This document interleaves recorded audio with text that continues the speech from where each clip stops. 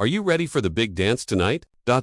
Yes. The grand ballroom shimmered beneath crystal chandeliers, their light scattering like diamonds across the marble floor. Manhattan's finest had gathered for the annual Children's Hospital Foundation Gala, a night of elegance, generosity, and hidden stories. Among the crowd stood Alexander Morrison, 36 years old, polished in his black tuxedo, but far from calm. The successful tech CEO, who once commanded boardrooms, now found himself fidgeting with his bow tie, his nerves betraying him. But it wasn't the million-dollar donors that unsettled him, it was the tiny hand gripping his own. His 4-year-old daughter, Isabella, sat beside him in a pink tulle dress, her legs swinging shyly beneath the table.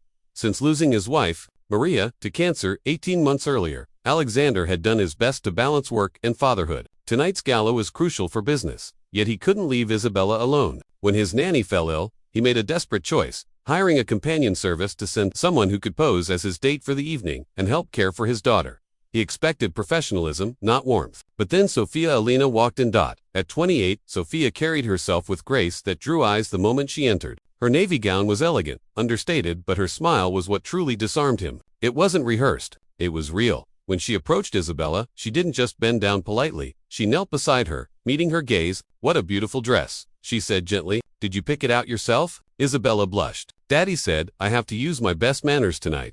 Sophia laughed softly. "Well, you already have the best manners, and maybe we can have some fun too." From that moment, something shifted. Throughout the evening, Alexander watched as Sophia balanced both worlds effortlessly, discussing business with his partners while sneaking smiles and snacks to Isabella. She played quiet games during speeches and cut up Isabella's food with patience and care. But it was during the charity auction that Alexander truly saw her heart. Isabella, tired and fidgety, began to whimper. Instead of getting flustered, Sophia whispered, "Would you like to see the flowers in the hallway? We can count them together." Through the glass doors, Alexander watched them stroll hand in hand beneath the chandeliers. Sophia showed Isabella how to count the marble columns, smell the roses, and marvel at the golden walls. When they returned, Isabella was glowing. "Daddy," she said proudly, "Miss Sophia taught me the names of the flowers, and she knows why they smell nice." Alexander smiled, but something deeper stirred inside him. For the first time since Maria's passing, his little girl looked completely happy, safe, and loved. Later, as Isabella drifted to sleep in Sophia's arms, Alexander whispered, "She hasn't been this calm in a long time."